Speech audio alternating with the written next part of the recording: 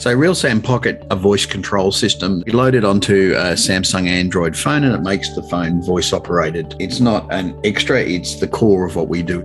Instantly stream audiobooks, magazines, podcasts, and also search for those. So you can do simple or complex searches. You can say, search for books with title Harry Potter, searching by title, author, subject, narrator.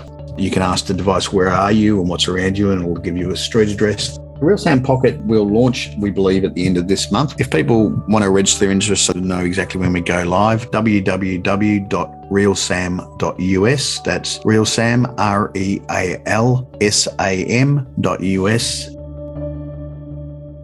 Welcome to Blind Abilities. I'm Jeff Thompson. Today in this studio, we are going to be talking about a neat new device. It's a smartphone device, totally accessible for the blind and visually impaired, all voice commands. It's called RealSAM Pocket. And with me today is Brandon Lewis from Washington, D.C. area. Brandon, welcome to the show. Thanks, Jeff. Thanks for having me on. Why don't you give us a little insight on what this device is, the RealSAM Pocket? So RealSAM Pocket, effectively what we have is a voice control system that's got a part in the cloud and a part on the device. We load it onto a Samsung Android phone and it makes the phone voice operated. It's not an extra, it's the core of what we do is about accessibility for the people living with sight loss. When we built up a phone, you can make phone calls, you can add contacts, you can send and receive messages, all using your voice. We also have an external website, a web portal to each handset, so other people can also load in contacts and check things for you on the device, so you can get support by friends and family who are remote. So those are our communications capabilities. We have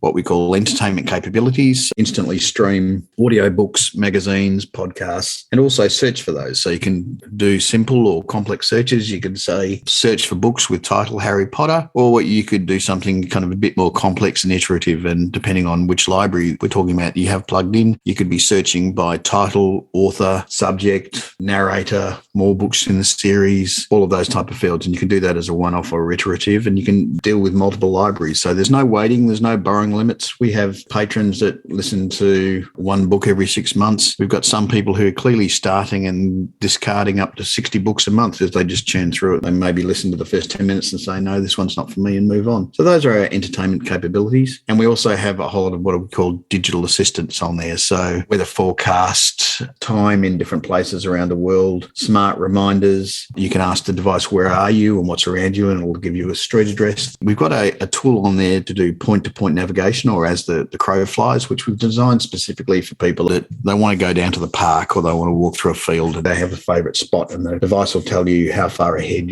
where you want to go is, and it may say something like 50 yards to your front or 30 yards to your left as you close in on it. It'll announce, which is also useful to be used in combination with a guide dog. And we have also a variety of tools on board to help people with seeing objects. So we have on board a video magnifier. We just added to that text recognition, which I'd actually say works incredibly well. I can put my handwriting on a page with lines on it with capitals and lowercase and cursive writing, and it manages to read it all, which I think is just fantastic. We've also got object recognition on there, which I don't actually think I like as much. I think object recognition is a fair bit harder at this stage. The nice thing is, though, we're still working on it, improving it. And in fact, with our system, what we do is when we make things better, we push that update to everyone. So no one has version 2, version 3.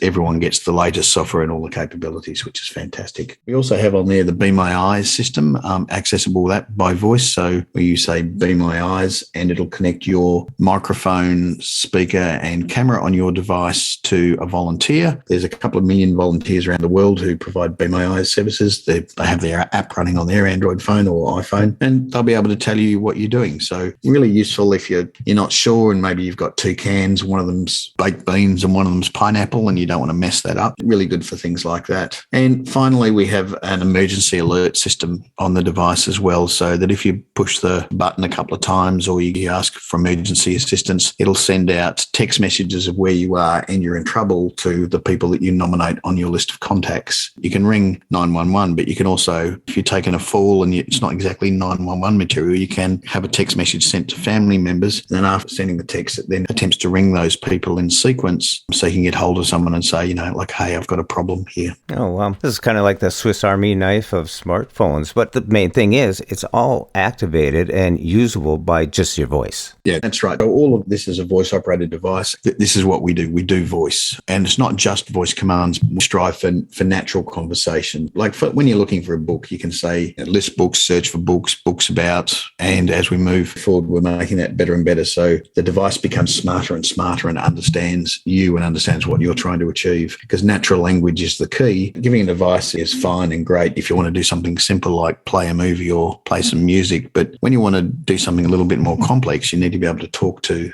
the machine. When you go into entertainment, what types of entertainment will people be able to do? At the moment, the categories of entertainment, book libraries, magazines, newspapers, podcasts, and internet radio. And that's where they sit today. And we have multiple libraries or multiple content sources we plug in. And as we go along, we'll get more and more so people can search across the libraries or search within a particular library for things. In fact, I'm negotiating with someone at the moment to access a huge variety of different newspapers, for talking newspapers, which is fairly exciting for us. In the future, I've been conducting some surveys through our UK office, and we're getting feedback that some people would really like to be able to do quizzes by the device. And something I'm personally interested in is exploring more around the voice games area. So the ability to play chess or, classic, I've got this, the reference point is a classic text game called Zork, that there's no reason why we couldn't just do a voice-based version of that. And we kind of use that as a reference point to say, look, should we do this and see if people like it?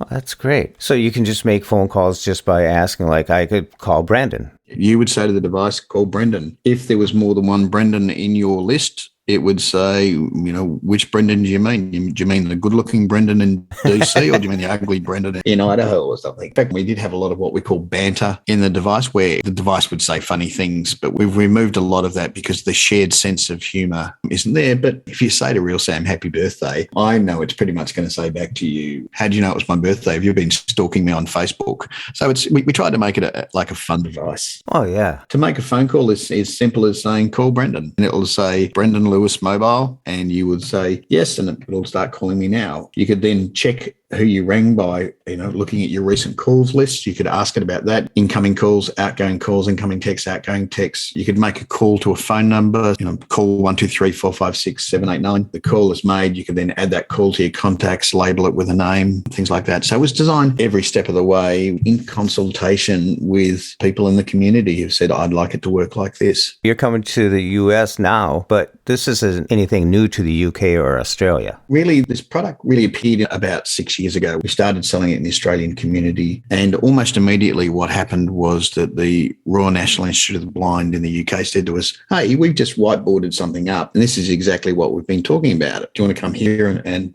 do something with us? So we launched in the UK because of that. So we've been in the UK for now about 4 years. In fact, we just launched a new hardware platform because every couple of years we change the underlying phone hardware. The software changes all the time. It's always improving, and everyone gets better versions of the software or more capabilities or just simply working better. But every couple of years we change phone hardware as models are end of lifed. About 6 to 12 months later after launching in the UK, I joined the company specifically to have a look at the UK market. But at the same time I joined the company, the Library of Congress over here said to us, can you come show us what you've got going on there, because we think this is interesting as well. So we started thinking about the US market about 3 years ago, but we've been operating in the US and the UK for 4 to 6 years. Oh, wow. So how can people get a hold of you and find out more about the opportunities they can have with the RealSAM Pocket? So RealSAM Pocket will launch, we believe, at the end of this month. We're just finalising. There's lots of things that we've got to make sure work because we don't want to launch something that isn't perfect. And specifically, there's issues around making sure that we manage really well with different carriers, because you can put the SIM cards from basically any carrier into it, and we want to make sure that works. So there's lots and lots of testing that has to be done. Mm-hmm. And also finalising some parts of our supply chain. If people want to register their interest so to know exactly when we go live, www.realsam.us. That's RealSAM, RealSAM.us. And there's some bit about the product there and what we're up to, and links to other parts of the company there as well. Brandon, what comes in the box? Thanks, Jeff. So in the box, there's the handset itself. There's a quick start guide, a lanyard for holding it up. There's the charger, there's the cable, there's a case and a screen protector. So when you turn the device on, it will actually work straight out of the box. The only thing that you need to do is either connect connect it to your Wi-Fi by saying to the device, connect to Wi-Fi, or slipping a SIM card into it. And once it's connected to your Wi-Fi, it's got a SIM card in it, you can start saying things like call a phone number. Immediately, you can start doing things like read me a newspaper, read me a book. Boom, just like that. Just like that. I think that really shows that you've been listening to your customers, because I know a lot of people, especially the older generation, that don't want to learn the ins and outs of how the iPhone works or how an Android works. They just want to ask to read a book or, call someone. They just want to be able to make phone calls. They want their newspapers. Like the most popular things easily that we have on the device, because we monitor in general overall usage, is the ability to make phone calls and messages, books and newspapers. Like those are the big four, and then everything else is kind of nice to have. And we wanted an out-of-box solution so that people didn't have to fight with the device. They didn't have to connect it to a computer. They didn't have to download something new. You've got to download some software, and then you've got to transfer this, and you've got to stick something onto a thumb drive or any of that business. You fire up a device and you tell it what you want, and it starts doing it. I also like that you added like Be My Eyes and other services to help out, because that's everyday stuff that something can come up like that. So it seems like a good tool. There are things that we don't do. We don't do Facebook. We don't do TikTok. We don't do anything that we perceive to be faddish. We have what we think of as our core solutions, where if you need to do something, you can do it by voice. There's also things that we're about to add. So won't be at launch, but the ability will appear sometime later on this year. The ability to escape out of voice control to touchscreen control version of email and calendar and WhatsApp.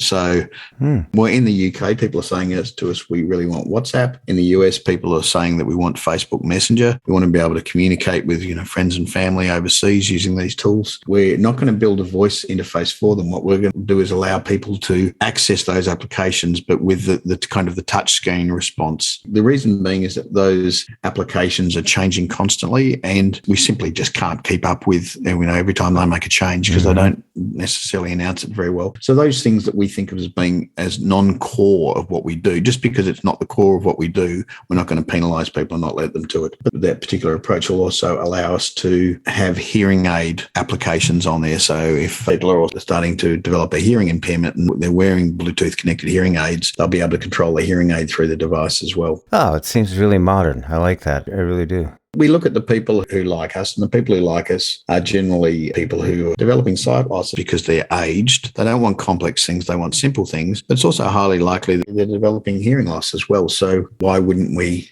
kind of deal with both? Especially with age onset blindness, a lot of people just want to continue what they were doing. If they're reading magazine or the newspaper 3 months ago, they want to do that today. Yeah. That was actually the initial driver. That Graham Ennis had said, look, I can listen to the radio from news, but I want the in-depth articles that I was getting from newspapers. So we figured out a mechanism for delivering newspaper articles to him. Wow. Brendan, thank you so much for coming on here. This is really great, and I see that it can only grow and be better. So at the end of the month, launching, and people can check it out on RealSAM.us on the website. That's the one.